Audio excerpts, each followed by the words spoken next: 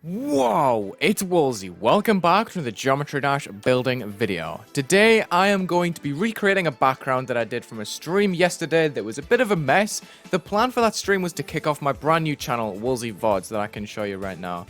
If I just go on my display cab, I've made this channel. I'll link it in the description down below. It will stay there permanently. It's nice and purple because, you know, Twitch and stuff. And I think I'm going to make this video itself the first upload to Wulzy VODs. Because I know a lot of you wanted to actually see uncut building videos and stuff. So I'm going to stream more and then upload the streams to that channel uncut. So you can see exactly what's happening. You can follow through step by step. Yesterday, I made this part in a level. It was supposed to be a demon level in a day. There was meant to be much more than this done, but I only got the first part done. So we have this like cool little circle effect in the background that I just want to explain for a video for Wulzy VODs because I think it's pretty cool.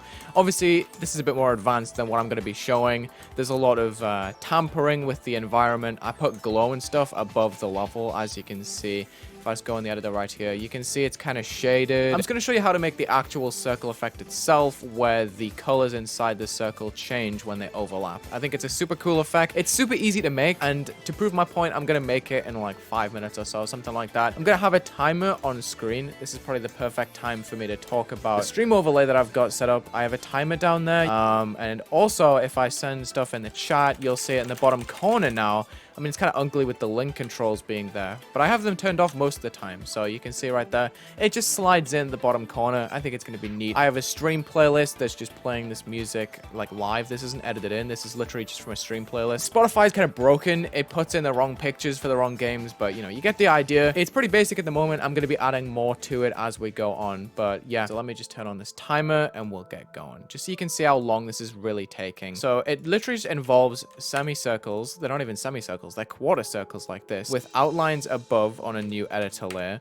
and then a copy of the same circle again. But before I do that, I'm going to set this to B4, and I'm also going to set it to black like so, which I always put on color channel 9. I'm going to copy paste this, put it on B3, and once I add blending to it, it will just get shoved all the way down the bottom of B3. So I can take this outline, put it on the same black, and put it on B3, and we should just have a red circle right here. I'm going to scale this up collectively to 4 times using scale hacks, the slide limit in Mega Hack V7 right there. And I'm just going to link it together, I think. But most of the time, I'm going to keep link controls disabled just because it's a lot smoother for me to actually edit this level. Okay, so I'm going to make another circle next to it. Before I do that, let me just show you the overlap. It's just red and red, right?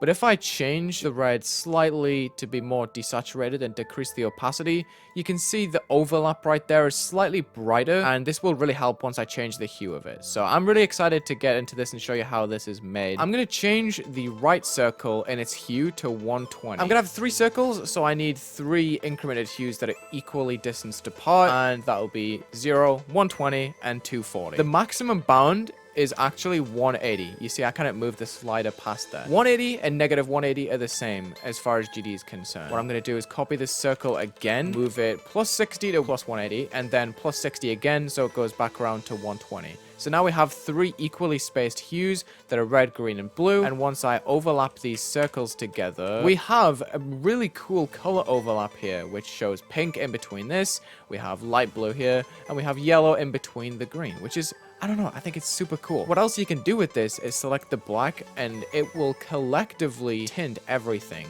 even with color too. Like I can make it red, I can make it blue, I can make a cool pulse like this. It's so beautiful. You get a collective tint on everything. It stays the same. So I'm going to be using this to make a background, which is why I've linked the circles together, because now I can move the blue and the green out the way, making this a ship section. I'm going to set out this red circle at different shapes and sizes collectively. So let me just change the size of this circle over and over again, like so. We have like a really interesting pattern here. It is going to be slightly copy pasted just because I'm trying to play safe for time. So I'm just going to take these circles and copy paste and flip them like so, and add them to a group, which is going to be 1 for now, I guess. That can be the collective moving group, actually. So what I'm going to do is place a move trigger straight away that just locks this to the x-axis right off the bat. And I'm going to move these circles towards me as well, so we can just get straight into this action. The player has like 15 blocks in front of them and about 5 behind, roughly, if we had to say. Some screens are wider than others.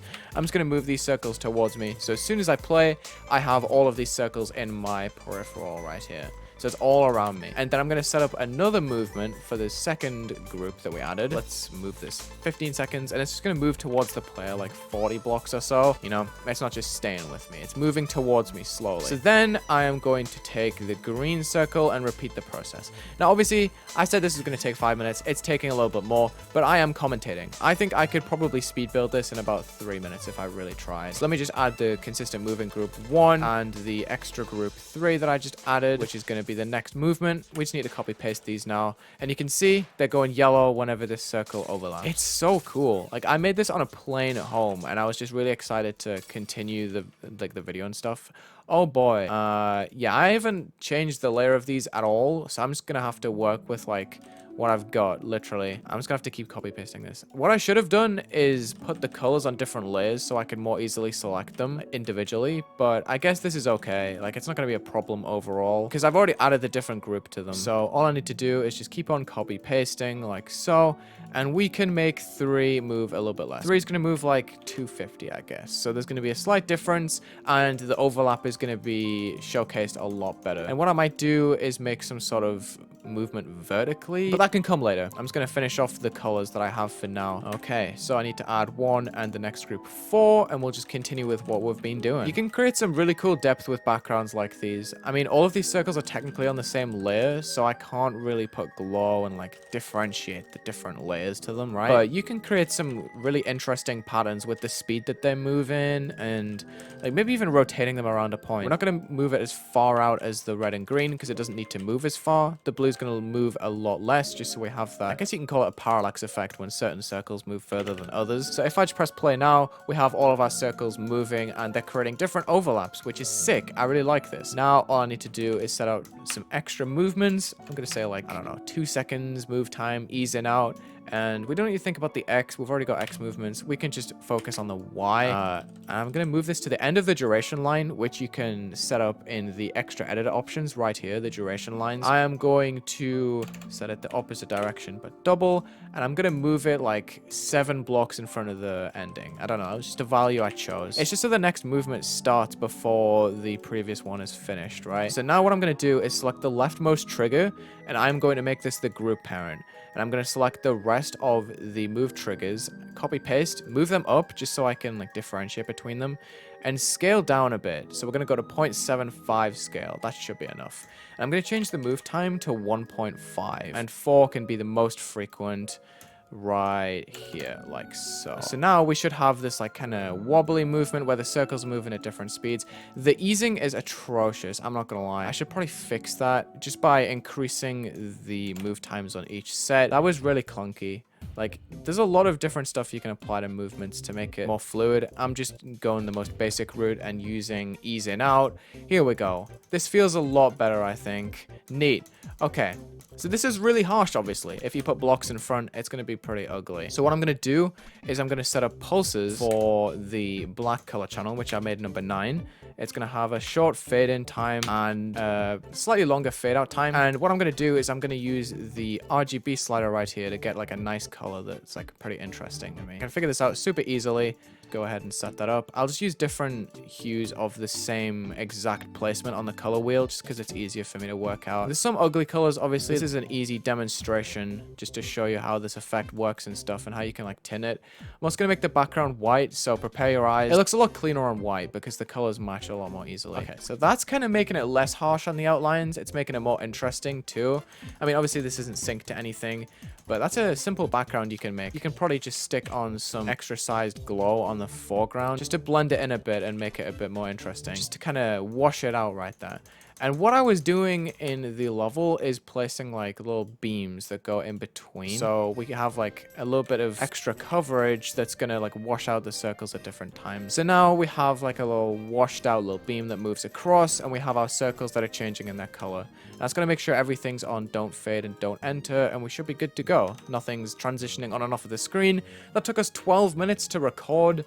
I don't know, it's a pretty cool effect in my opinion. I think you can like really go hard with this if you have the right colors and you have like the right mindset going into it, making it sync and like play well, you know? But that's pretty much all I have to say. That is the cool circle effect that took me 12 minutes to make. I bet I can make it in like 5 minutes. I don't know. that's the end of this video. Thank you so much for watching this Geometry Dash building video.